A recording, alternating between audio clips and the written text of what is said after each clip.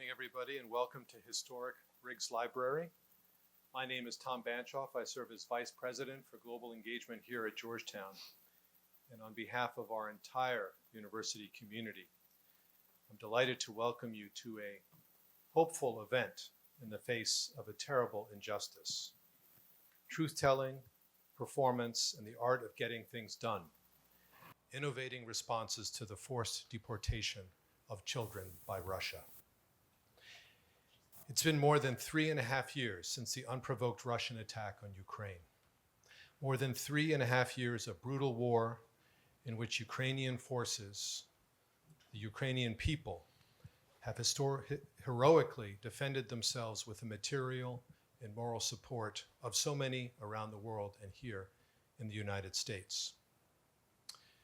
This evening, as you know, our concern, the focus of our attention and energies, is the plight of tens of thousands of Ukrainian children separated from their families, communities, and country, and forcibly transferred to occupied territories or deported to Russia and Belarus.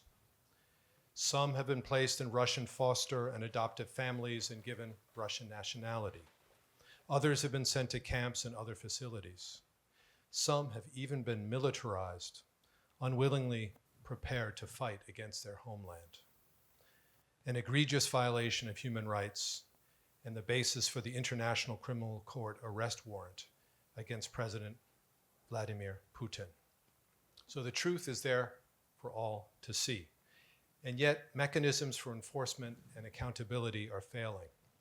We are witnessing the total ineffectiveness of the global child protection system. But people are fighting back through political mobilization and pressure on governments and international institutions to do everything possible to bring the children home. And through the tireless efforts of ordinary people, mothers, grandmothers, artists, and activists who are doing extraordinary things, raising awareness and creating innovative ways forward, fired by hope and determination.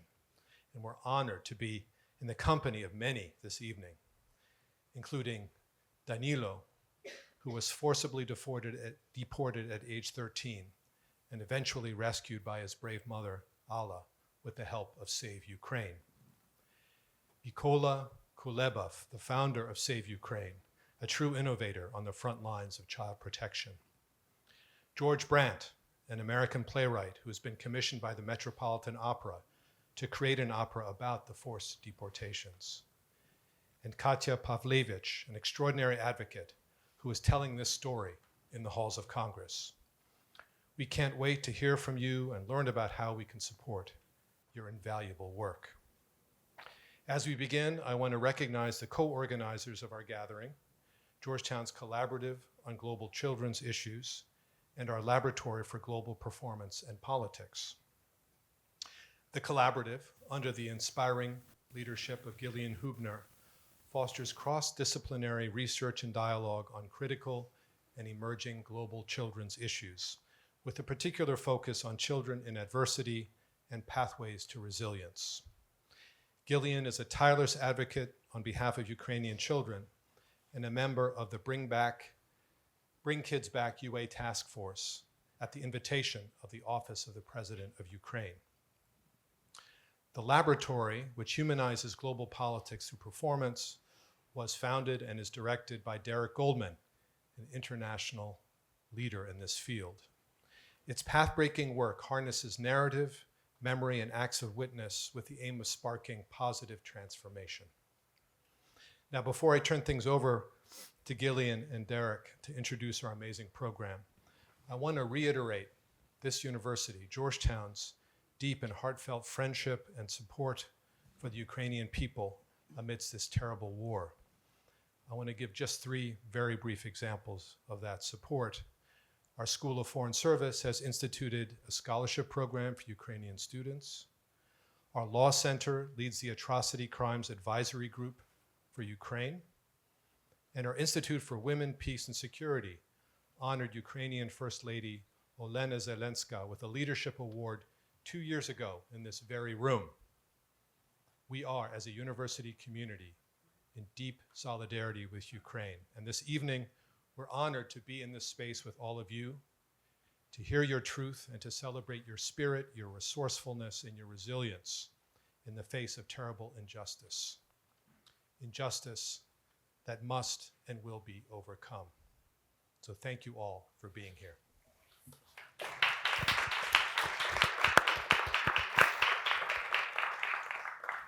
Thank you so much, Tom. Thank you all for showing up. It feels good to share this kind of space, to be in community as we talk about these hard things, and also focus our attention a bit on the hope in the midst of the difficulties. I'm a global child rights and protection person, and got involved in this issue because my work has for a long time focused on forcible child-family separation in different contexts. What I've learned over 20 years is that the work is often led by the people you don't see. The work that actually gets done is on the front line at the community level. Even though 90% of the funding goes to the big global institutions, the work that's actually happening is often behind the scenes. And today we have these frontline actors who are truly leading the way in different capacities, in Ukraine on the front line and in the halls of Congress, mobilizing the grassroots communities, and even at the Met. So tonight has a story, of course, because it's a storytelling night. But the way this came about was I had been working with Katya and Mykola on the advocacy in the early days when we were trying to sort of shake the world and say, this is the largest missing kids case since World War II. Why is nobody talking about it? I had been at the UN at a high-level General Assembly event, a side panel, and it was so hard to get the UN to pay attention to this issue.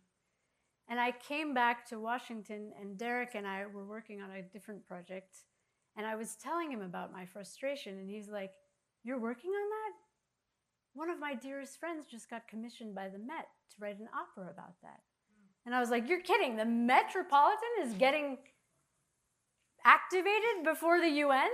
And he's like, that's kind of how it goes in the arts world, right? So at that time, we thought, wouldn't it be amazing if we actually brought these people together? And as it turns out, George, who was commissioned by the Met to write an opera, is basing his stories, his opera on Mykola's real life experience and the true lived stories of people who are in our audience tonight.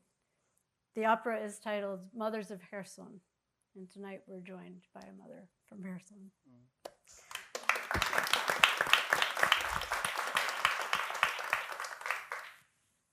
Story from your side. Yeah. Well, you heard how we got here, or a bit about how we got here. I've been at Georgetown 21 years, and as Tom introduced, I direct and have an amazing team, this initiative called the Lab for Global Performance and Politics, with this mission to humanize politics through performance. It's a joint initiative of our School of Foreign Service and our college. It's not self-evident in a room filled with the kind of courage and urgency and current events immediacy that arts and artists and storytelling would be present. Certainly, I as a theater maker feel always still, and George and I were talking about this, humbled, overwhelmed, the sort of the humanity, the magnitude of the challenges. And the core of this now partnership over several years, just to sort of name that, to have someone in Gillian's role and with Gillian's experience see and understand that artists, storytellers, witness bearers have a role to play in these conversations is something we don't take for granted. I think there's a lot of, it's rare for artists and storytellers to be at the table. And I just want to share, at the risk of embarrassing Gillian, one element of this collaboration between the lab and the collaborative, which has had many components.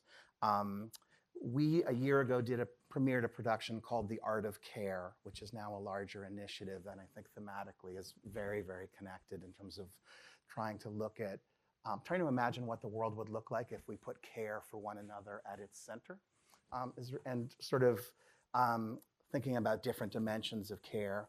And Gillian was at an event with a group of theater artists and shared her personal story from her time working with the UN Office for the Coordination of Humanitarian Affairs in wartime Angola, a context in which 1 out of every 3 children died before their 5th birthday, her own personal experience, which became central to this production. And I'm just going to quote briefly from Gillian's story. Amid the devastation, as Gillian walked around, she encountered an old man surrounded by a huddle of children laughing. When she asked why he was telling stories, he said, "Because all of these kids are alone. Their parents were killed. I'm telling them stories about their ancestors. It helps them remember where they come from, who they are. When they hear the stories of their ancestors, they know that they are not alone. They know they're going to make it through the night. That's how they're going to survive." So while that's a different context, the echoes of what story can mean as a lifeline is at the heart of how we're trying to think about this Art of Care initiative. And I would just also say that care means a lot of things, but it's also the opposite of apathy. And so to come to an event just by showing up and being like, I care enough to be here and bear witness, is fuel, I know, for the kind of work that we're doing. So that's some context, and then I think we'll do some introductions, and I'll share more about the workshop and get into conversations. But it's really an honor for me to be here. And as you said, I've known George since we were 18, and I've had a front row seat for the incredible success of his journey and his work. And there's no better, not only better artist, but better human being to be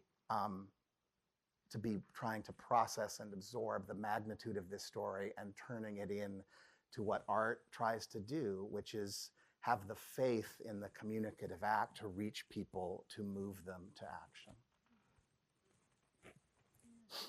Thank you so much. And Katya, I met some years ago at the beginning when we were learning about this crisis of forcibly separated kids, and we kind of just went and decided to, she just has tremendous energy and has really made huge breakthroughs. I mean, there are now bills in Congress addressing this issue. There's legislation pending. There used to be funding for this issue, which is no longer, which is also part of the story. And it was thanks to Katya that I was introduced to Mykola, who has become an incredible friend and true inspiration and hero. He's the front line of this story, the front man of this story. Not only is he closest to the challenge on the ground in Ukraine, Save Ukraine has rescued most of the kids who've been returned to Ukraine after deportation, so over 1,000 kids. And in the midst of doing that and setting up this nationwide organization, he's also globe-trotting all over the world, telling the story again and again and again. And having known him for 3 years, I'm, first of all, tremendously impressed by his energy and his own social creativity, constantly innovating how to get this done, how to get more people on board. But I've also seen the toll that it takes on him. Carrying these stories, you can sometimes feel alone. And so that's why a night like this and having people come together and know that you're part of the story too. And it's also because you're here that you can relieve their load as frontline storytellers, as you take the story forward too into your lives and your work and your communities. So, Mykola, how's it going? What story would you like to tell tonight? Thank you. Gillian, thank you. You're always doing great things just to amplify voices. And I will be honest with you, I'm hating tell stories. It's always horrible stories. Because when you every day can hear these stories from children and from their parents, it's always horrible when your child is kidnapped, or you can hear losses and about some and death, and when parents were tortured, kidnapped before the eyes of kid, and it's always horrible stories because we are rescuing these kids. And I'm ready, if to reach one person, I have to tell one story. I want to tell around the clock these stories just to reach more people, to protect these kids, to rescue them, to find them.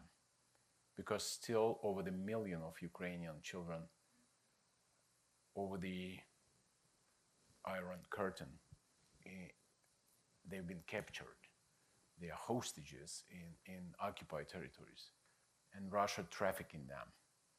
Every day, now we are sitting here, and believe me, some kids have been trafficked because they have no rights, and anyone could come and take your kid.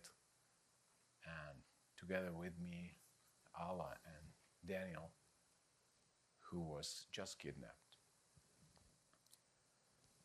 And for me personally, 26 years ago,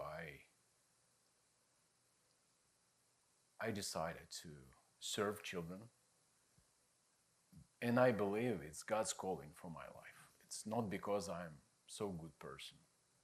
No, it's because Him, and because it's not good for any country, for any kids suffer.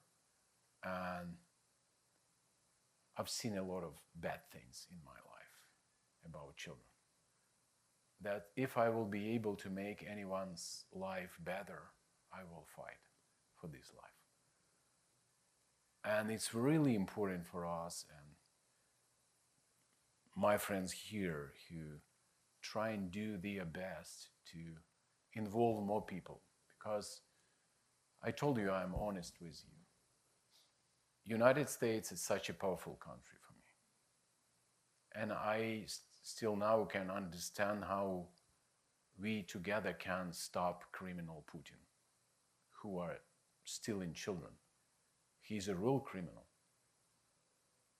And I don't understand, but I will do my best. I'll do everything what I can just to, together with you, to involve more people, to tell more stories, to give more information, and to rescue more of them, because after rescuing them, we provide rehabilitation of these kids, trauma healing, and document these stories. I know a lot of stories because we are documenting these crimes for future tribunal, for justice. We believe in justice.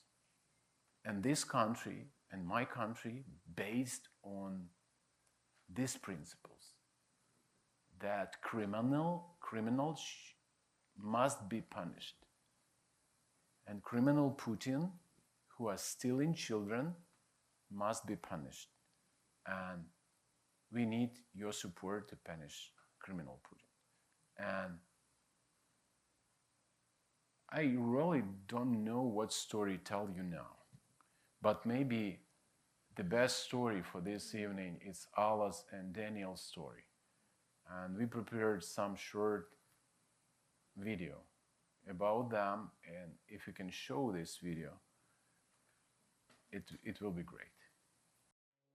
At Save Ukraine, we constantly receive requests to locate and rescue Ukrainian children who have gone missing in the occupied territories or are at risk of abduction.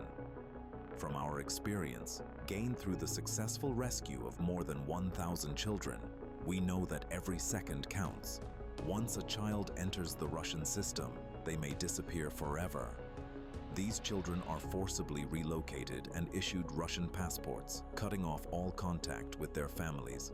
They vanish from social media and fall under the heavy influence of Russian propaganda, which relentlessly promotes hatred toward Ukraine. Alla's son was taken away for 6 months. Her little boy, Danik, was abducted by the Russians during the occupation of Kherson. they forced his mother to sign some documents and then took the child to Russia. At first, he and thousands of other children were transported to one of the Russian re-education camps. There, the children were kept under strict control. Every morning began with the Russian national anthem and the raising of the flag, along with mandatory propaganda lessons such as conversations about important things, which denied the existence of Ukraine. According to the testimonies of children whom Save Ukraine also rescued from this camp, any expression of their Ukrainian identity was met by the Russians with threats of physical punishment, solitary confinement, or even placement in a psychiatric hospital. If you raised your voice even a little, you'd be punished. The children were told they would never see their families again and that they would be handed over to Russian families. Danilo cried and said, "Mommy, please take me away, because they're going to send us either to a boarding school or to an orphanage." All this time, Alla was desperately trying to find a way to save her son. I was planning to go, but then they closed the crossing. It would have taken a very long time to get there, and I didn't have any money.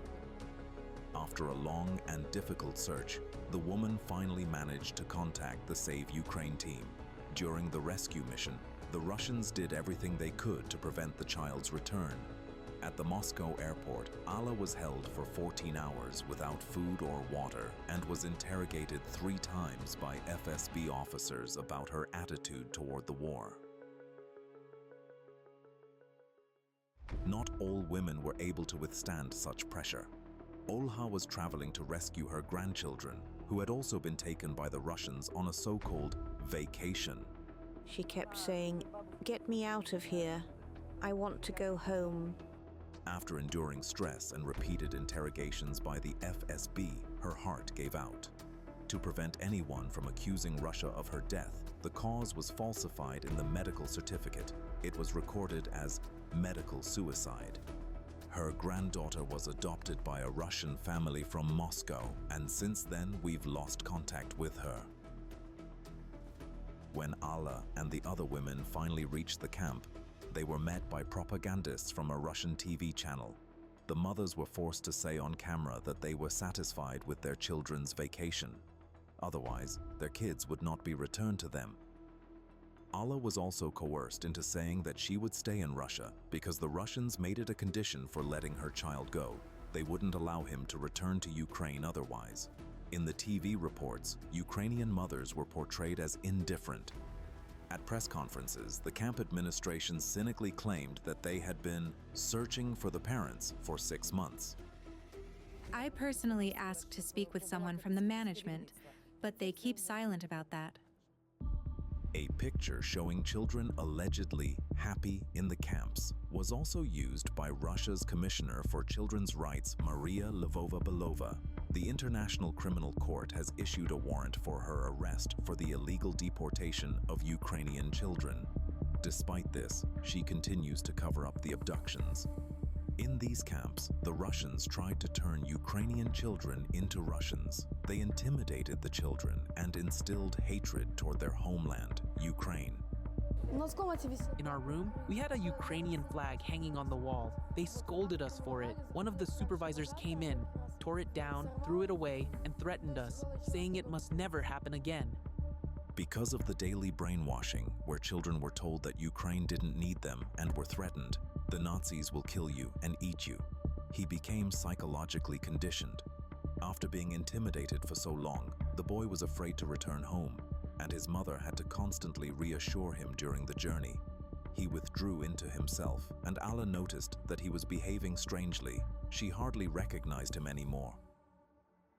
After his rescue, he underwent a long rehabilitation program with Save Ukraine specialists to help him recover his true self. In other words, to deprogram him. They helped him regain his childhood and sense of security.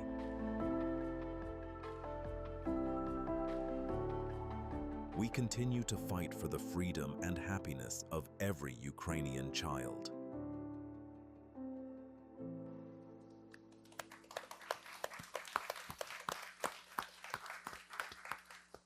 I'd like to introduce you to Danilo and Alla.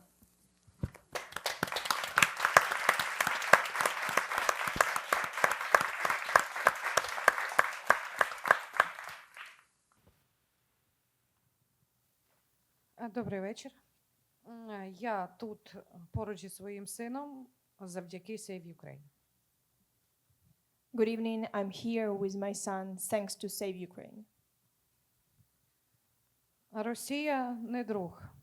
Росія, за словами, що вони нас звільняють, вони скривають те, що вони вбивають людей. Вони вбивають дітей, вони розрушують ці сім'ї, вони роз'єднують матерів з дітьми. Russia is not a friend to us. Behind the words that they are liberating our territories, they're actually killing people. They're killing children, they are breaking down our homes, and they are breaking families apart. Зараз я хочу стати голосом тисячів дітей, тисяч матерів, тисяч родин, щоб передати вам, щоб ви відчули те, що їм потрібна допомога. Вони про це кричать. Вони потребують допомоги. Now my intention here is clear. I want to be voice of thousands of children and mothers who are still in Russian captivity. They need your help. They need your assistance to be rescued. Save Ukraine дуже допоміг мені. Save Ukraine врятував мою дитину, врятував, напевно, моє життя. І зараз Save Ukraine потребує допомоги, тому що лише Save Ukraine бореться за останню дитину, щоб її забрати з Росії. It is Save Ukraine who helped me to return not only my child, but actually also my life. And now we at Save Ukraine also needing help to continue rescuing our children, and they will not stop until every child is back home. Тому я і тисячі дітей, тисячі жінок, тисячі сімей прошу вас про допомогу. Допоможіть Save Ukraine, а Save Ukraine допоможе нам. Дякую. That's why I'm appealing to everybody who is interested and who could be involved to help us to join Save Ukraine rescue missions to bring as much possible of kids home as soon as possible. Thank you.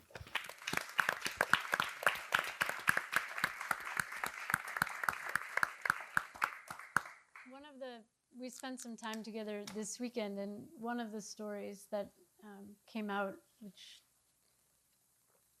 I mean, you know, we think of moments like this and we think, oh, the UN should be helping, or the International Committee of the Red Cross, and then you hear their story and you realize it was, as Danila was being kind of brainwashed and fed all of this Russian propaganda, including hearing that your mother doesn't care, she doesn't want you back.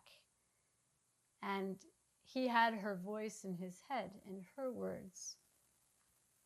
And as a 13-year-old boy, to hold on to that and navigate that moment and lock into the truth that my mother's narrative, my mother's story, is what's going to get me through this. And it did.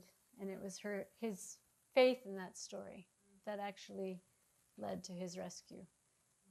And he managed to give the number of Save Ukraine from another boy who had been rescued to his mom, and that's how they began to facilitate. So it wasn't these big international agencies. It was 13-year-old boys communicating with one another and the strength of their mother's voices. Katya, you hear these stories all the time, and you have managed to integrate them in such a way that you've become an extraordinarily effective advocate on Capitol Hill, but also with the US media.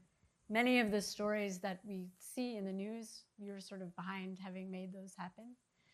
So, I mean, this is obviously not what you prepared to do in your life, and yet you've taken this on and it's become who you are. And how's that going on your side?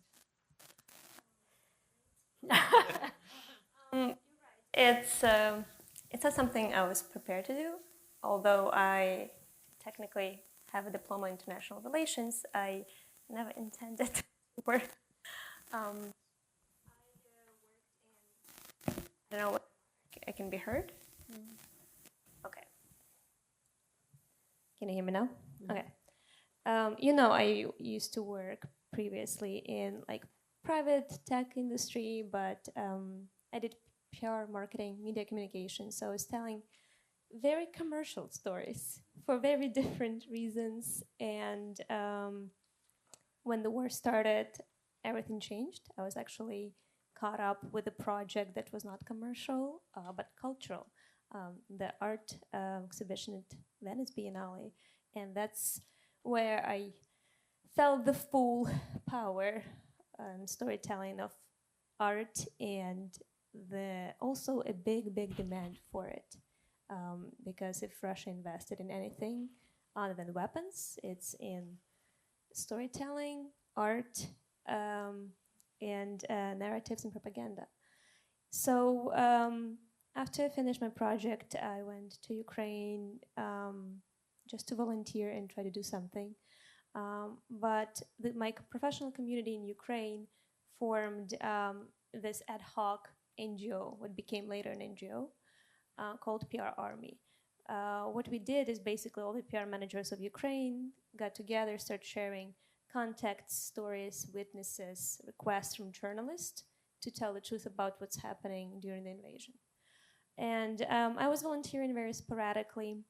After I returned from Ukraine, I just couldn't imagine going back to business as usual, go back telling stories about apps, like when this is happening. I couldn't, and it was such a big challenge because like this is what I do. But then I allowed myself to take like a break, volunteer break, and just try to do what I actually want to do.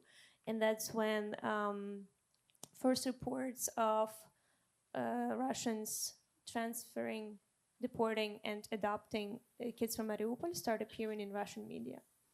And I remember very well the day I saw this like message, and for a second I just immersed myself in the experience of a child who not only witnessed whatever happened in Mariupol, but then had to be separated from family, taken into this hostile environment, and like where no one cares about him or her. And it just like such horror like penetrated me that I realized that I have to be the voice of that kid. And I started working with media first. Our first initiative was to raise awareness about it in the media, because considering the scales of the crime was not represented in media. Like very sporadic reporting was here and there, but it wasn't enough. So we started developed the whole direction into telling the stories, and Save Ukraine was one of the first organizations that would bring like witnesses. And that's what journalists most wanted, to talk to someone who actually experienced it. So we directed a lot of media requests your way. I'm sorry, I know you were very overwhelmed, but we were really trying to get the message out there. We were trying, and interestingly, that this initiative of ours and other small initiatives around Ukraine we started talking about this with media and other stakeholders before even like the government did. I'm sure it's not because the government didn't want to talk about it. There was just a lot, and we were not prepared for it. And this particular crime was like not really something that was worked at from the very beginning. So the government had to get the weapons in, had to liberate. We realized we need to tell the story. We started looking for the first numbers because journalists ask, well, how many children? Like if it's one orphanage, it's one thing, it happened. If it's like orphanage after orphanage, separation from parents, it's a different thing. We started looking, we found first reports of missing children versus deported children. And back then, when I just started, the number was just a little over 5,000. And as we continued working, you see the number growing, more reports coming in, and then the number really spiked after we liberated Kherson and Kharkiv regions, because that's when Ukraine could get investigators, and get witnesses reporting, hey, my children were taken, or we know this school has been transported. So because I was the only one from the team who was physically in the US, my team told me, okay, we got the media talking about it. Now you go make them do something about it. Like we at some point the story for media exhausted itself. Okay, what's new? Give me an exclusive. And I'm like, well, I'm sorry that, the troubles our kids go through are not exclusive enough for you, but this is like, we cannot give you, there's limitations. We cannot give you stories of parents who are still looking, because we need to return child and ensure that it's safe before we tell their stories. So at some point we realized stories were coming out in media, but decisions were not being made. And that's when I was told, go talk to politicians, go talk to decision makers, international organizations. We need you to go and basically bug people over here. They think that it doesn't concern them. And that's when I partnered first with Razum for Ukraine.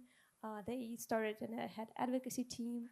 My first congressional meetings were arranged, and during those congressional meetings, I was asked, can you prepare one page of what's happening with children?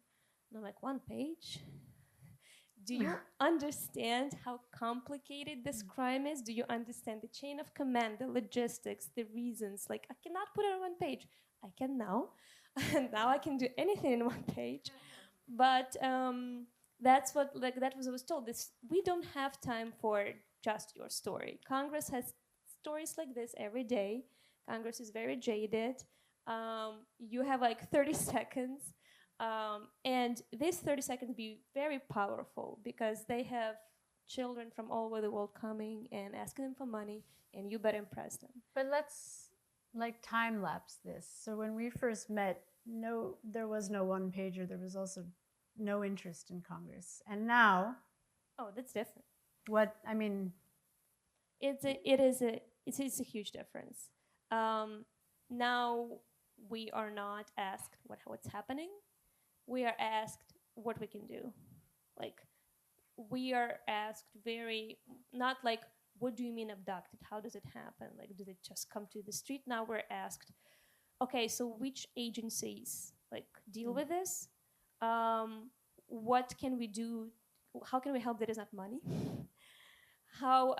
Where is the list of children? That's a very popular question, administration. So give us the list and we'll return everyone. Why didn't you give the list? And I think one thing that you and I talk about this a lot, that there's that political narrative, there's legislation now, there's, pending bills under discussion. But the budget tells its own story. Yeah. And I think it's important to note that all of the funding for this issue from the US government has been cut. All of it. That's a story. Meanwhile, Russia increases its funding. So now I do one-pagers not on abduction, but militarization. And Ukrainians especially, I go to Ukraine to try to communicate with people there, understand what's happening, explain them what we're doing in the US, get feedback. And a question I get in Ukraine all the time, why are you only talking about abducted children? The problem is so much larger than just moving children from one place to another. There is all these children who are sexually abused. There's indoctrination, and it's covered millions of children. So the truth is that during our research of what stories Americans want to hear and what stories work for them, that I conducted with some of my colleagues present here, for some reason we saw that the story of abducted children are the most powerful and get Americans most engaged across all party lines for some reason. So we kind of drove with that story forward to open the door in Americans' hearts to care about Ukraine and its children. And now when I feel like we've got it, we have the administration, the Congress, the media, and regular people know and care about it, we can open the door and talk about, okay, now let's talk about all these children, what happens to them in captivity, what happens under occupation. So the story changes, budgets change, and Russia's stories in the budget means $850 million, give or take, invested in re-education, patriotic education of youth in 2025 only, which is 66% more since 2022. So while Russia invests hundreds of millions of dollars to turn youth, including Ukrainian youth, into future soldiers, what do we do? Yeah. We do have signs of hope. Like there is some legislation that just partially passed in Senate, hopefully will pass in the House, that suggests that funding should be provided to find and locate children. We would wish, of course, more specific. We would wish a specific number. I'm sure we will work it out. We will get something, but we need to understand what budgets we are facing as an opposite to what we have. I want to add something. Through this, all of this time in Russia captivity, through huge indoctrination and militarization of these children, if you ask kids now in occupied territories about this war, all of them will tell you it's a NATO war against Russia. It's a NATO aggressor. And we have to grow up and kill NATO soldiers and Nazi in Ukraine. You have to clearly understand it, how Russia propaganda works. And very often when we can reach and communicate with kids, especially orphans, who've been kidnapped and who are in the Russian orphanage system, it's one of conversation with a kid, 16 years old kid. He was telling, I hate NATO and Ukrainian Nazi. I will grow and will go to kill pigs, NATO and Nazi pigs. It's 16 years old kid who learned from Russians about this war, about United States, Ukraine, that it's very important for Russia educate these kids and instill hatred towards NATO and towards Ukraine. So the narrative has so many different elements. It's the voice of a mother to contradict this other force, and then the policy language, and then the budget language, and you're incredible in that you're at one point speaking to powerful people, governments all over the world, and in the next minute you're talking to a mom and a kid, and you're also shifting between how you're balancing those narratives and how one informs the other, right? It's just, the layers are just so complex. But let's go to the art side. Yeah, and I think it's, for a breather. It's so vivid and palpable in this room. I do think sometimes we think about storytelling first, certainly in the arts world, through its like liberatory potential, like that this is, you know, the power of coming together to tell stories and that we're bearing witness. And we forget, or we don't, you know, take the way you framed the kind of contested stories in someone's head between what's being programmed and their and hanging on to a mother's story. And what's so clear is the power of story in all directions to be corruptive, the propagandistic force of it too. And so I do think that reframes our role as artists and storytellers around truth and around bearing witness, not just as this, isn't this wonderful that we do this, but the sort of urgency of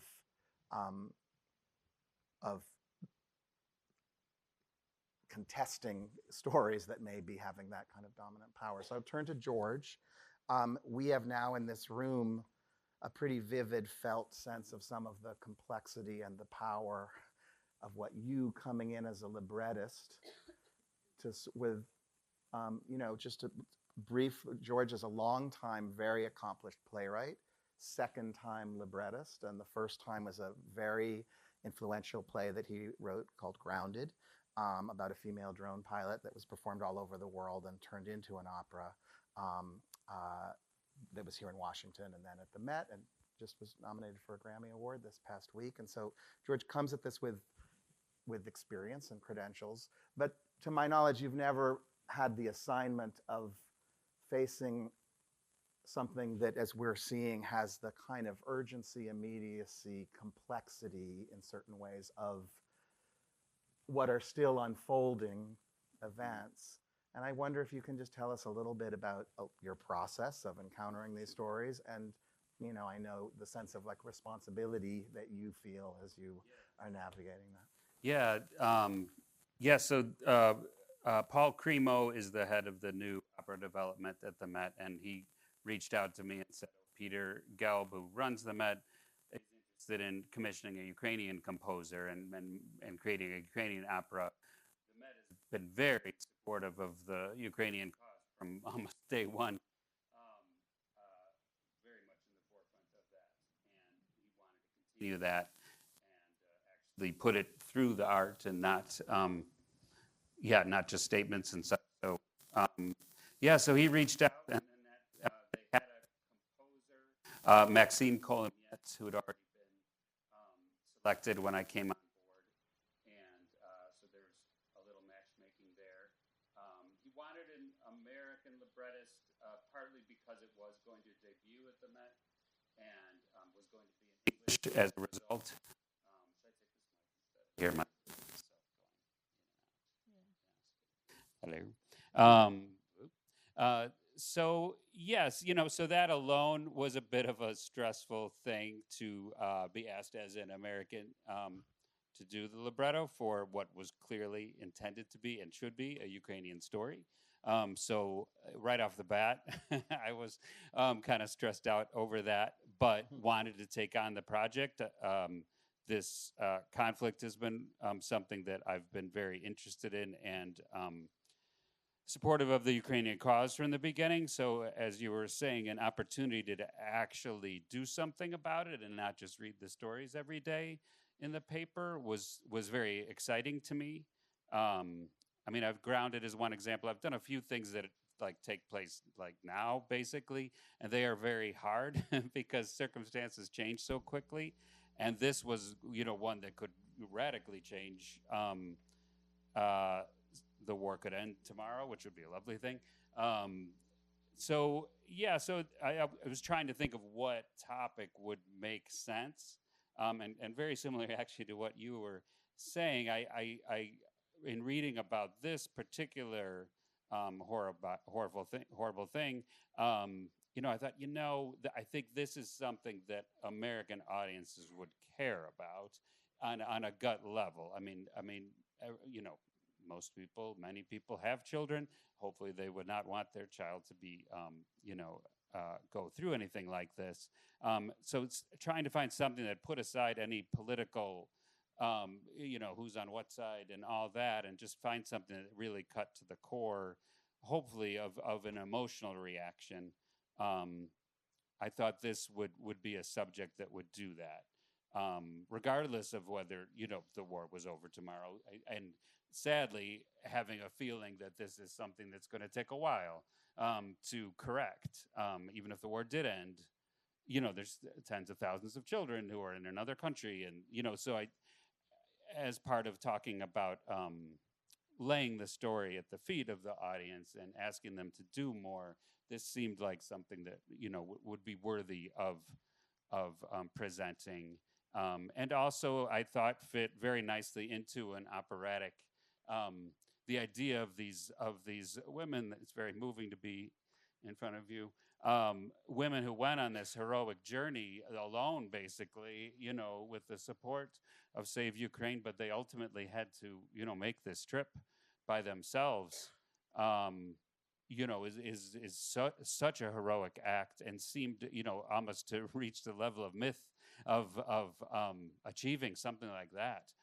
To travel 3,000 miles behind enemy territory and somehow get your kid back.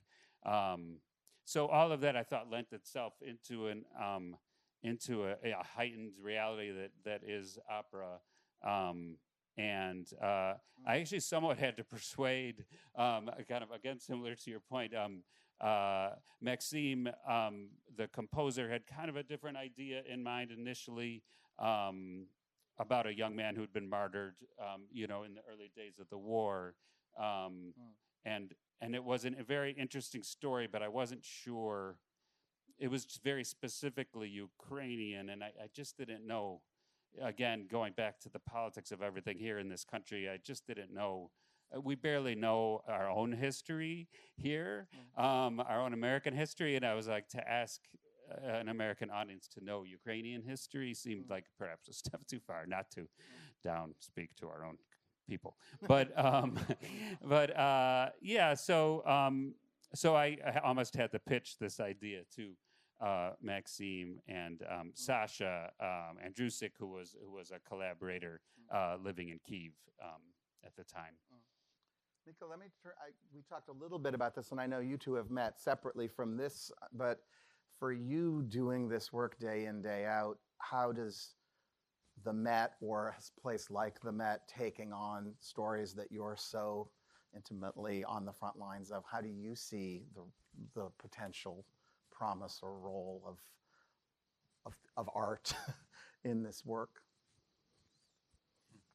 When I first time heard from you this idea, I thought it's so crazy idea how you can mix it's abduction and opera. It was something unbelievable for me, really. I did not believe that it could help, but through these years of trying to reach people with these stories, and now we are using art in our art therapy, in healing children's trauma. It's so powerful tool, really. You will not find something so powerful and effective like art. When I can show you a lot of art made by kids which heal their trauma, really. And picture of first days after their rescue and in 3 months is totally different. And in our programs, children singing, dancing, they doing a lot of things, art things. And art for me is so powerful tool. And I really believe now that we can, through the art, through the opera, we can reach people's hearts more effectively with really powerful art message that it could really change a lot, I believe. I appreciate you making the connection between the way art can be used to heal directly. I think we sometimes, we buy an expensive opera ticket and we sit and we hope that there's people are moved, but I don't think we always, even as artists, have total faith in the, we wonder if we're preaching to the converted. We wonder, there's the question of how much change really comes. And I think part of the power of these collaborations and these conversations is like bridging, and what have we been trying to think about with Art of Care is how what goes on and what George is working on at the Met, how the role of art in different kinds of spaces, in public health spaces, in global health spaces, in humanitarian spaces, as a vehicle for people to share stories, understand, as Gillian was talking about in that example of Angola, like the power of, that's art, the storytelling that's happening in those communities. So I think for me, part of the hope of an exchange like this is that we have habits even here in Washington, I think, of thinking about, we have these temples of culture and these temples of politics, and maybe people go at 8 o'clock at night to see the play that's sort of about the thing they were working on during the day. But I think the power of art and storytelling and the urgency of it around issues like this goes much deeper than that. So we also named this event tonight The Art of Getting Things Done. And that's no joke, right? Like the social creativity that you've exhibited and so many people in this room, like figuring out when everything is going to hell, what you can get done as efficiently and quickly as possible, and who you need to be part of that. That's brilliant work, and nobody's really trained for it. That's one of the things we notice here at Georgetown. Like, you can go get your degree in the School of Foreign Service. Oops, I didn't learn anything about what to do when like 20,000 kids get abducted. We don't have those skills. Like, we don't get trained in this stuff. And so figuring that out, I feel like is an art in itself, and you have really mastered it. And I think we also can't underestimate, I mean, when you come to Washington, you are meeting with 5,000 different kinds of people and trying to stitch together a response that's actually going to get somewhere. And a lot of people want a piece of you. They want your time. They want to be their picture next to you. And you have to like constantly evaluate, like, how do I weave together all of these people who say they care to do something legitimate for these real people? And that's social creativity. But it takes a toll on you. So can we talk about that reality? Like, you guys have been doing this for 3.5 years while getting bombed at night and losing your electricity and your power. And so how do you nourish yourself to keep telling that story? Because the situation's not getting better. Russia's spending more money on this. We're spending less on the resistance. How do you nourish yourself? It's a great question. It's What stories do you tell yourself at night before you go to bed? you know, it's not only these 3 years of war, as I told, 26 years of my life. And I believe that God can refresh you. If you will ask Him, I believe this, really.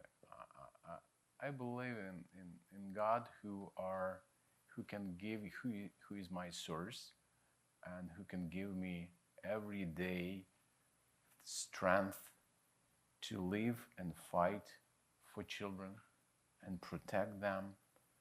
And it is not theory, it's my life. Yeah, that's why it's giving me strength to move forward and to rescue more and more and more, and to tell people these stories. I'm not telling you that it's not touching my heart. I can cry as a man. I can. I'm very emotional.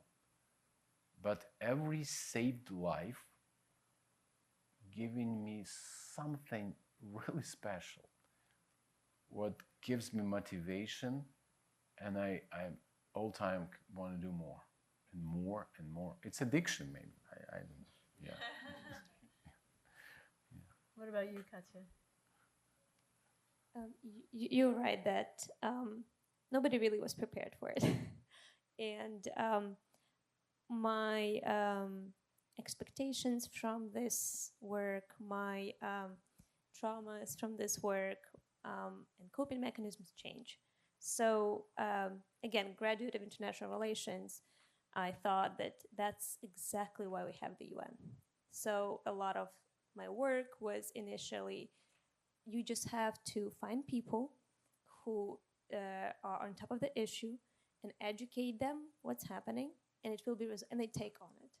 So I was very driven by this constant search, who is this person who just needs to know, or who just needs money, or who just needs like this or this. So I went to Ukraine, I went to the US, I went to Europe. I talked to everyone, like who's actually in charge. And it was not until the conversation, off the record conversation with one person from, not gonna name, huge international organization, who was supposed to be that beam of hope and, the resolver. And after the conversation, I learned nobody's in charge. You're in charge. I remember this conversation. We were on the phone once, and she was like, "Gillian, it's us." and you. I mean, there are a few of us who get on a call every week to say, okay, where's the story? How's it moving? Like, who's responding? And we kind of check in. And it's just bizarre. Like, really, in the end, it came down to 6 or 7 women whose job it's not really to do this stuff. And then that's what we're doing. Right, Gretchen? Yeah.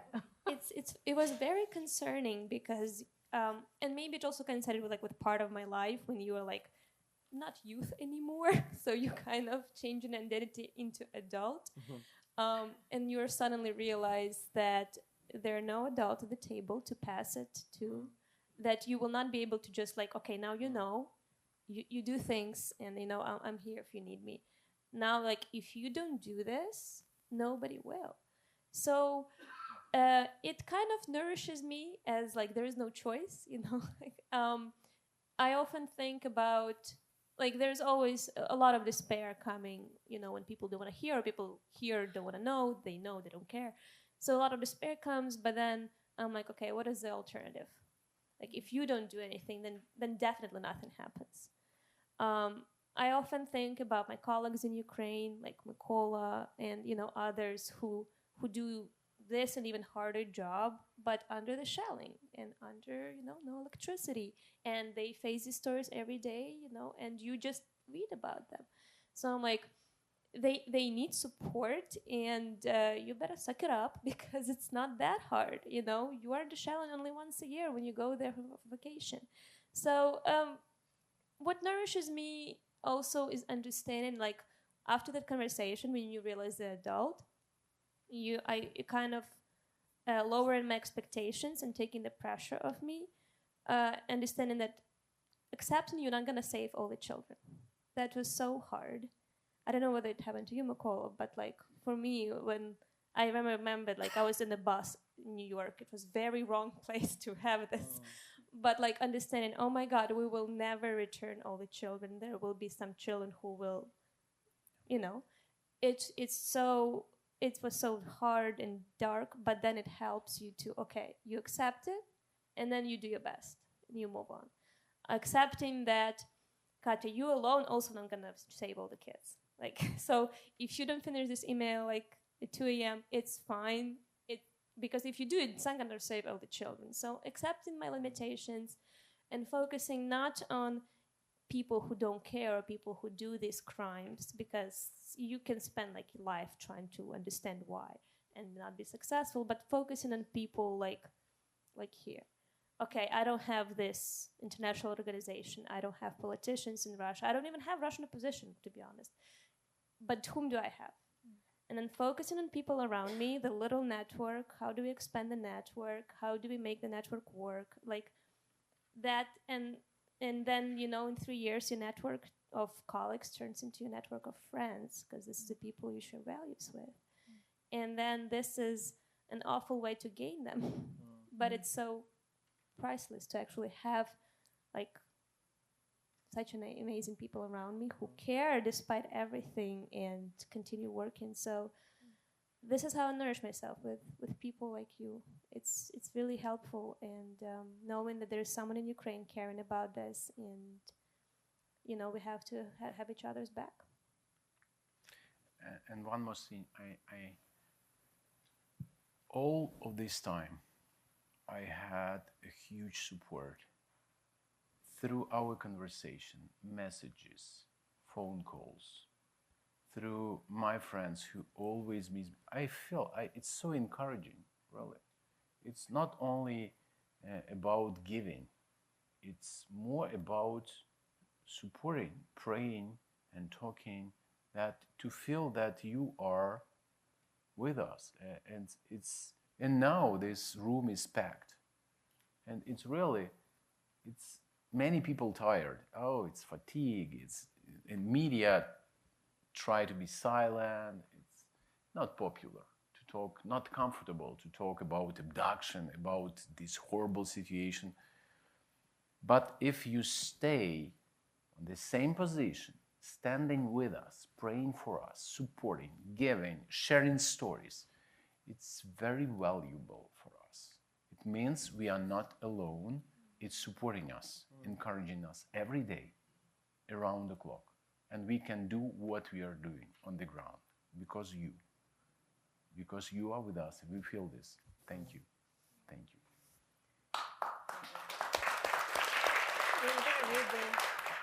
Did you want to read part of? Or do you want to open it up? Do you want to? I mean, how? We have it. We had. I don't know if you heard when you entered. There was a little bit of a taste of the opera that you could hear, and they were going to share a little bit of the script. Trish, why don't we read the one, just the end part, which is just a, and then maybe we can, because I know you want to open it up for sure. A taste of, you know, spoken libretto of George Brant. This is But sans, tee it up, sans music, tee it up so we have a sense of what. I'm not going to sing. And in fact, this He is a good singer, actually. Well, not well, an opera not- singer. Yeah. So just to set this up a little, this is Katarina is our lead, and her child Lilia pleaded with her to allow her to go to this summer camp in Crimea that the Russians set up, which of course, as we know, was not a summer camp at all. So that is how her child was taken from her.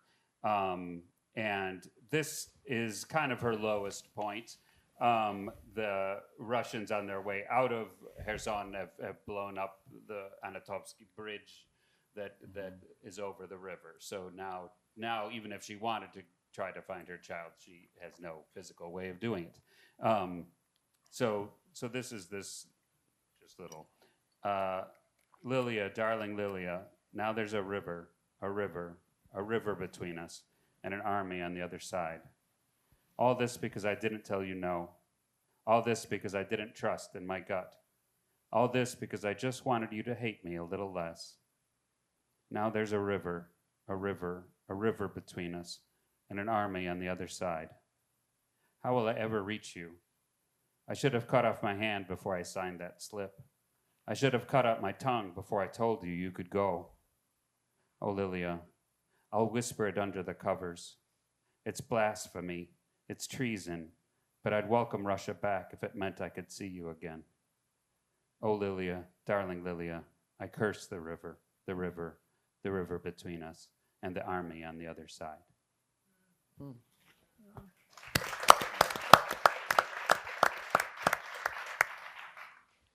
So the other side of the storyteller is the listener, and you are the listeners.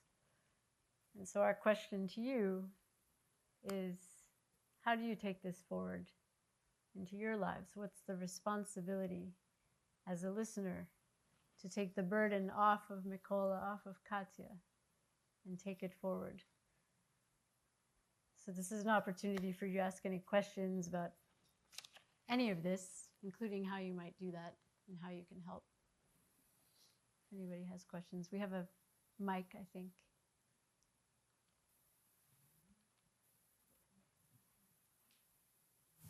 Or tell us how you learned about this story. I'm Yeah. curious about market research, so Yeah. what works? That's right, the communications. What works? Okay, before anyone asks questions, because Danila here, I want to tell just a little because we talked with him and he was 13 and he could talk with his mother by phone, and we were talking about what happened with him, how Russia brainwashed him, indoctrinated him. And he told many things, but what I heard that every day he heard from director of that camp that Nazi will eat him. You know? I told, no, just tell me, what do you mean? No, Nazi not only kill, but they are eating children. I told, did you believe that? He told, not, but really when mother reached me, I was really afraid to come back home, because in my mind was this narrative that Nazi will eat me. And you know how they affect in children. It's really children's brain. And when you repeat this every day, that it's soldiers, and we heard many stories from rescued kids, like girls who listen every day that Nazi and NATO soldiers will rape you, they killing, they raping girls. We heard a lot. It's such a huge propaganda. Yeah, and Daniel, and he's like a witness of that. And we develop a special deprogramming program, especially for kids, and we use art as well to return kids to normal life. Because many of them, when we rescue them, right after the rescue, we asking, first of all, if they feel safety. And always they didn't feel safety. No one in occupied territory. It's a huge trauma for a child to live and feel no safety.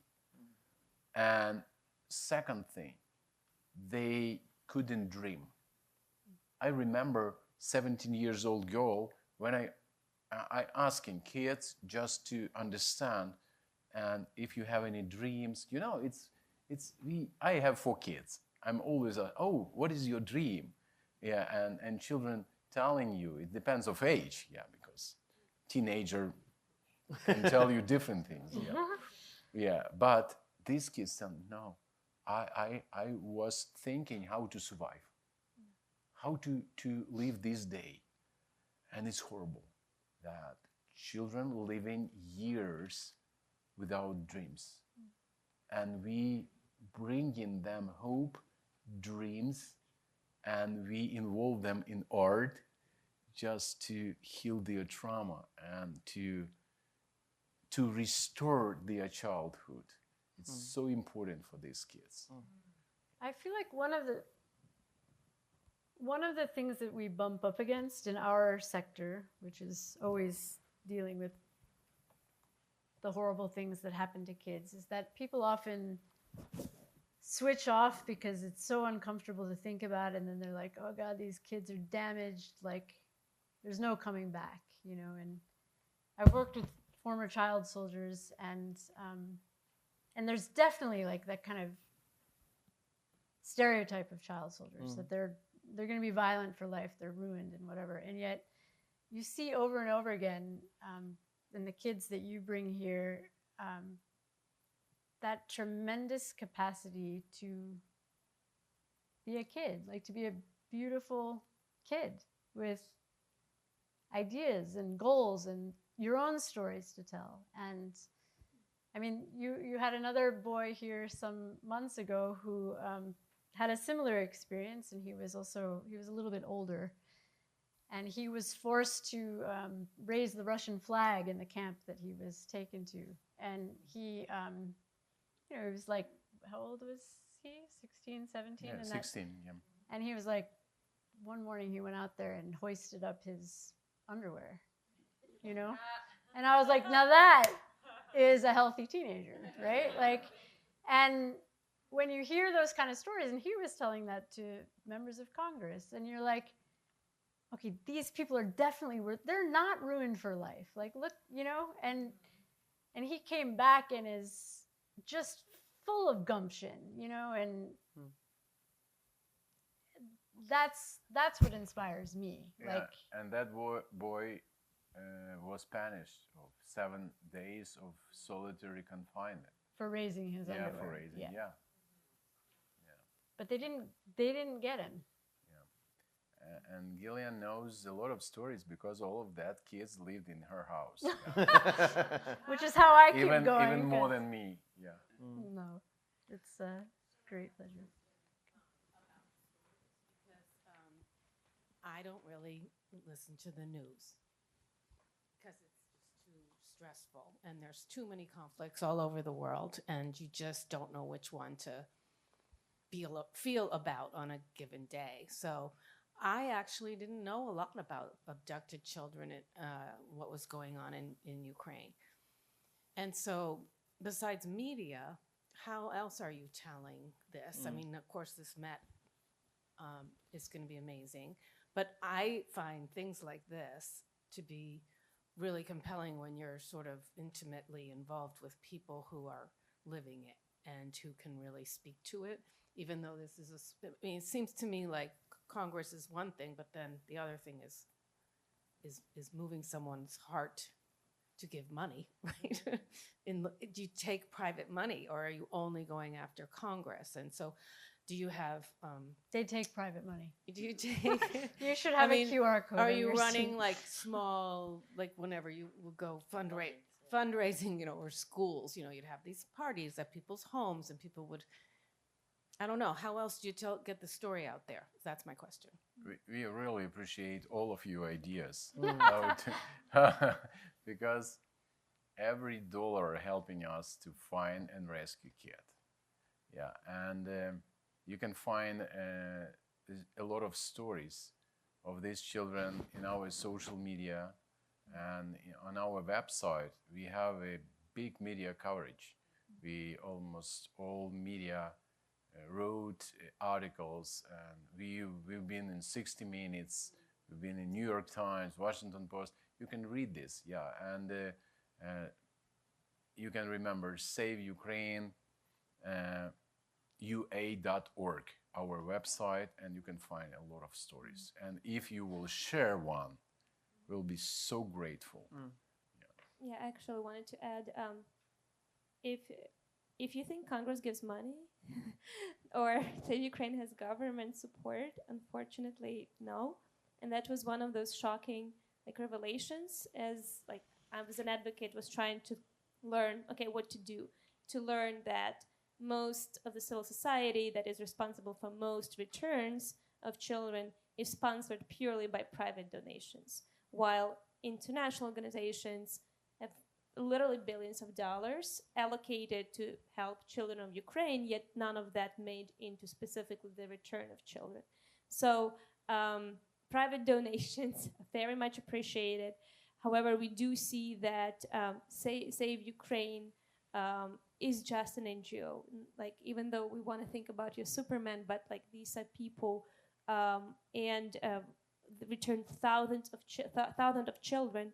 But if you compare it to the size of how many children were taken, it's unfortunately a drop in the ocean, because they were taken by a system run by a government with millions in it. And Save Ukraine is run on a couple of thousand to return thousands of children. So my work, not only with Congress, because Congress is 450 people, but also with communities in the US, to get to Congress, to administration, to donors, to whoever is able to help the cause, either by donating or by making political decisions. I was interviewed recently by a journalist who was very curious, how did this amazing advocacy campaign on children reached Trump, and how did you do it? And this is not the first time somebody approaches me, asking, so how did you do it? With whom did you have dinner? And the truth is that I wished I had dinner with someone and it was done, but I don't have anyone's in the White House phone number to call and say, this is what you should care about. We worked with media that is read in the White House and in Congress.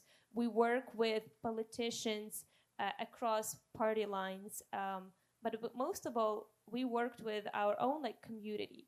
So Ukrainian diaspora, Ukrainian community is the first voice in the U.S. who organized and start telling the story.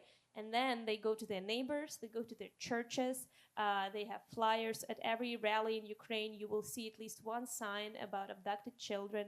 So we try to, and then they try to get into their local media. And then we try to expand the coalition to make sure that it's not only Ukraine issue, because children have no borders.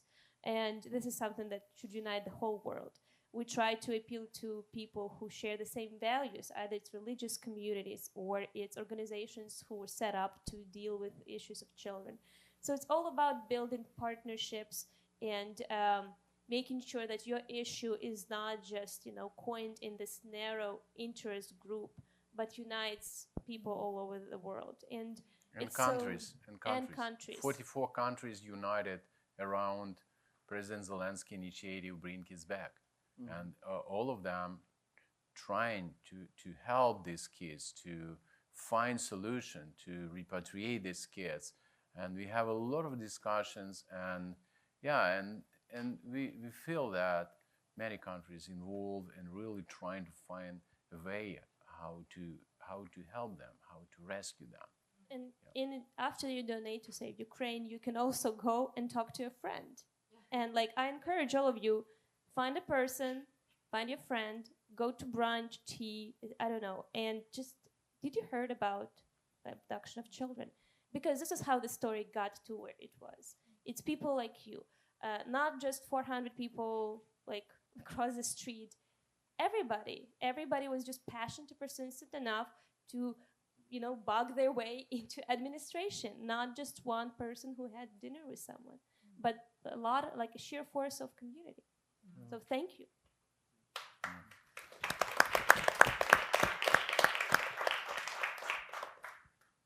Did you stop? I am an energy healer. I've worked in therapeutic context for about 30 years, and I just am curious about whether you've thought about avenues for supporting the recovery, the psychic recovery, the emotional recovery, the energetic recovery of everybody, not just, I mean, obviously the children first and foremost, but their parents, their families, all of you who are working in this field. You know, there's such a great need for fostering healing and enabling people to move forward beyond that through the healing. And I'd love to help in any way I can. And I'm just putting it out there. I don't know what else to say, but I have seen people recover from all sorts of things in a miraculous way. And I know that needs to be part of the whole picture, you know, because there's an after effect of all of this trauma. You want to talk about your Hope and Healing Centers? Yeah, we have up to 800 beds in our Hope and Healing Centers. We have 130 modular houses built through U.S. support. If you know Howard Buffett, we had some donors from United States who help us to build these houses. And it's not about houses, it's about safety of rescued children. And after reunification, they live in our services. And we now evaluate, we have different programs.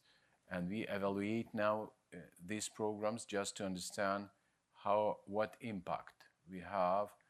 And it's really what we've seen, that this art therapy is really great thing, and constant psychological support for this and spiritual support, because we combine different kind of supports. And you're right, it's not only about children and their families, it's about our workers. Save Ukraine has up to 300 workers who work with the children and families. Many of them lost everything because they've been internally displaced or rescued from occupied territories. And for us, it's really important to save their mental health. And I talked a little about safety and well-being before, and what our evaluation showed us that almost 100% of that kids and families who've been in our services told that we feel safety. And very often I call our services and love and care services. It's really important to show them love and care and to make them feel that they belongless, you know, that they are not alone, they're not abandoned, that they surrounded people who really helping them, caring about them, loving them.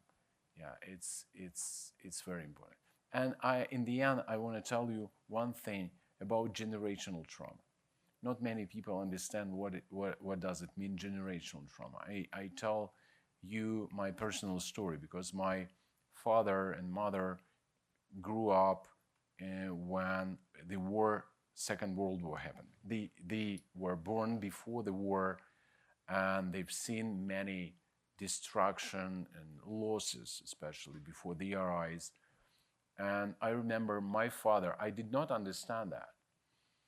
Always, he asked only two questions: if I dressed well, if I eat well. That's all. Nothing about my my mood and emotions. It's something, you know, it's only basic needs, because the war, because generational trauma, because famine and hunger. It's because it's generational trauma. And what we are doing, we helping kids to, first of all, prevent trauma, and second, to overcome trauma, not to have generational trauma for whole life. Thank you. I just want to offer, because I think it's relevant to how many of the people in this room are thinking collaboratively about practices, that we're collaborating on a workshop, which is, you know, in a sense, these are small things, but they are the places where we can come together and practice and learn from each other methodology. This is called The Art of Care for Children in Adversity, and those who serve them. And so it's a partnership between the lab and the collaborative on Friday morning at the lab, which is a space in the Fillmore School nearby campus. This is an opportunity for participants working with children to explore the power of narrative, storytelling, communications, and performance in the midst of conflict and crisis. But these are, you know, these practices are not, we can't just sit, as you were saying, and go, some expert will come down and do this work. These are practices that we can learn from one another and offer in the spaces that we have access to. So there's information how to sign up for that, but I think we coming together to talk is powerful, and then, you know, coming together and being in space together doing this work. Thank you all for coming. We have a reception outside with some food and drink for those who want to stay and mingle a little bit. And thank you guys. Thank you. Always. Thank you.